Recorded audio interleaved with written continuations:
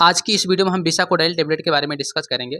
बिसाकोडाइल tablet का उपयोग किन किन कंडीशन में किया जाता है, इस टेबलेट को कैसे लेना चाहिए और इसकी वजह से क्या क्या साइड इफेक्ट हो सकते हैं। और साथ ही हम यह भी डिस्कस करेंगे कि बिसाकोडाइल टेबलेट को लेते समय क्या क्या सावधानियां रखनी चाहिए।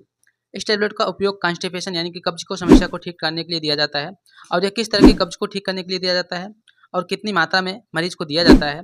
यह दवा काम कैसे करती है, क्या इसे रेगुलर दिया जा सकता है, ये सारी चीज़ें हम डिटेल्स में जानेंगे। तो देखिए, एक स्टिमुलेट लैक्सेटिव क्लास की मेडिसिन है जो शरीर की आंतों की मूवमेंट को बढ़ा देती है, स्पेशली लार्ज इंटेस्टाइन में फ्लूइड और साल्ट के सिक्रेशन को बढ़ाती है, जिससे कि स्टूल जो होता है वो सॉफ्ट हो जाता है, जिससे हमें मल त्यागने में आसानी हो जाती है और कॉन्स्टिपेशन जो होता है वो ब्रेक हो जाता है। अब हम ये समझते हैं कि कॉन्स्टिपेशन क्या होता है। तो कॉन्स्टिपेशन वह स्थिति होती है जिसमें जब मरीज को मल त्यागते समय दबाव लगाना पड़े, मल हार्ड हो, जिससे कभी कभी मरीज को मल के द्वार पर कट लग जाता है और कभी कभी कब्ज के कारण मरीज को 2 से 3 दिन तक शौच भी नहीं लगती, यानी कि 2 से 3 दिन तक मरीज शौचालय या फिर टॉयलेट नहीं जाता है, जिससे को मरीज को अपच होना, पेट में दर्द होना, पेट में गैस बनना, पेट हमेशा फूला फूला रहना, ढकार आना, कुछ खाने का मन न करना, कुछ इस तरह की समस्या देखने को मिलती है। और यह कब्ज की समस्या कम पानी पीना, खाने में प्रॉपर फाइबर की मात्रा का ना होना और कई बार किसी दवा के साइड इफेक्ट या किसी बीमारी के कारण हो जाता है। तो इस तरह की समस्या को दूर करने के लिए डॉक्टर द्वारा इस टेबलेट का उपयोग किया जाता है।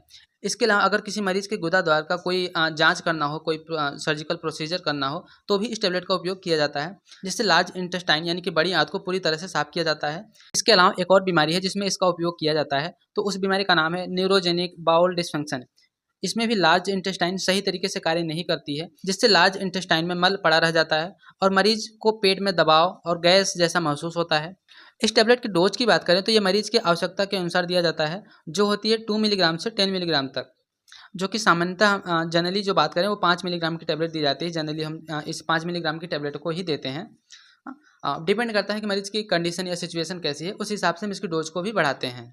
अब हम इस टैबलेट के लेने की बात करें कि इस टैबलेट को लेना कब होता है और कैसे लेना होता है, तो ये टैबलेट ज़्यादातर रात को सोते टाइम लिया जाता है। गर्म पानी के साथ इस टैबलेट को लेना होता है। इस टैबलेट को लेने के बाद ज़्यादा से ज़्यादा पानी पीना चाहिए। अब हम इसके ड्यूरेशन की बात करें कि हमें इसे कितने दिन तक लेना होता है, तो देखिए इसका कोई भी कोर्स नहीं होता है। जनरली इसे हम 3 से 5 दिन तक लेते हैं और कब्ज इससे सही हो जाता है, और अगर आवश्यकता पड़े तो इसे हम और अधिक समय तक ले सकते हैं।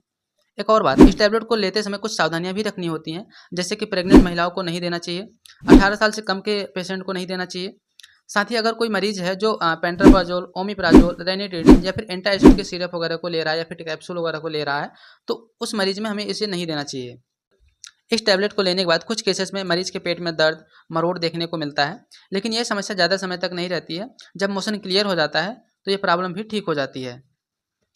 अब हम इसके साइड इफेक्ट की बात करें कि इस टैबलेट को लेने के बाद क्या क्या साइड इफेक्ट हो सकते हैं, तो देखिए पेट में दर्द, उल्टी या फिर उल्टी जैसा लगना, दस्त लगना, मरीज को थकान लगना आदि। अगर इस तरह के साइड इफेक्ट देखने को मिल रहे हैं तो इस टैबलेट को लेना तुरंत बंद कर दें। तो आज की इस वीडियो में हम कब्ज को ठीक करने के लिए सबसे अच्छी और बेस्ट टैबलेट के बारे में हमने जाना। और वीडियो अच्छी लगी हो तो वीडियो को लाइक कर दीजिएगा, और हाँ, चैनल पर नए हैं तो चैनल को सब्सक्राइब करके नोटिफिकेशन और बेल को दबा के ऑन कर दीजिएगा, ताकि इस तरह की जानकारी आपसे मिस ना हो पाए।